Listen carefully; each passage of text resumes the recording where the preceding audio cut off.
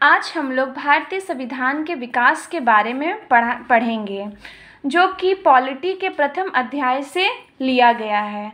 और ये जो अध्याय है ये परीक्षाओं की दृष्टि से बहुत ही महत्वपूर्ण है।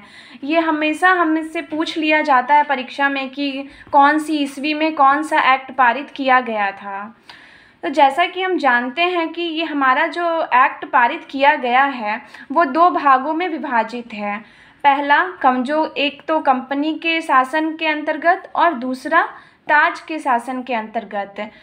तो कंपनी के शासन के अंतर्गत 1773 से 1858 तक हम देखते हैं।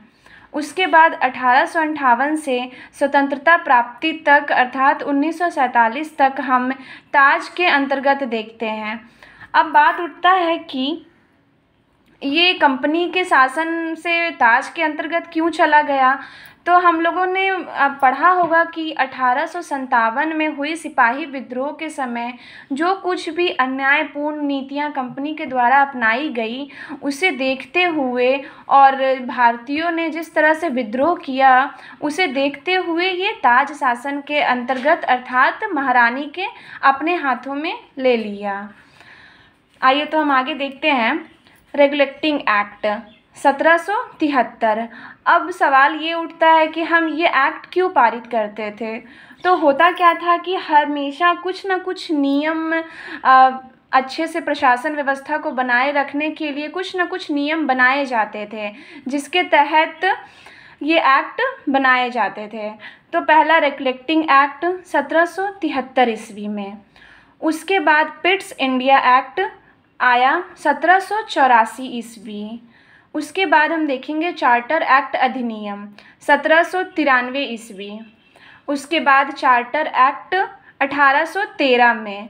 फिर ठीक उसके 20 साल बाद चार्टर एक्ट 1833। फिर ठीक उसके 20 साल बाद चार्टर एक्ट 1853 ईस्वी।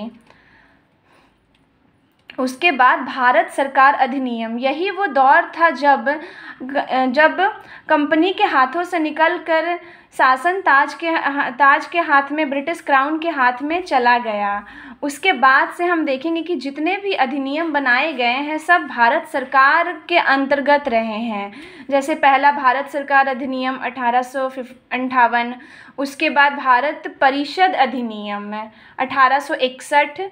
फिर भारत परिषद अधिनियम 1892। उसके बाद भारत परिषद अधिनियम 1909।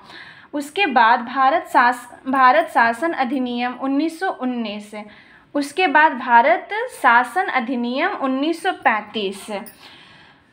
उसके बाद आखिरी हमारा भारतीय स्वतंत्रता अधिनियम 1947। इन सारे अधिनियमों के बीच ये जो सारे एक्ट अधिनियम बनाए गए उसमें कुछ न कुछ चेंजेस किए जाते थे, कुछ न कुछ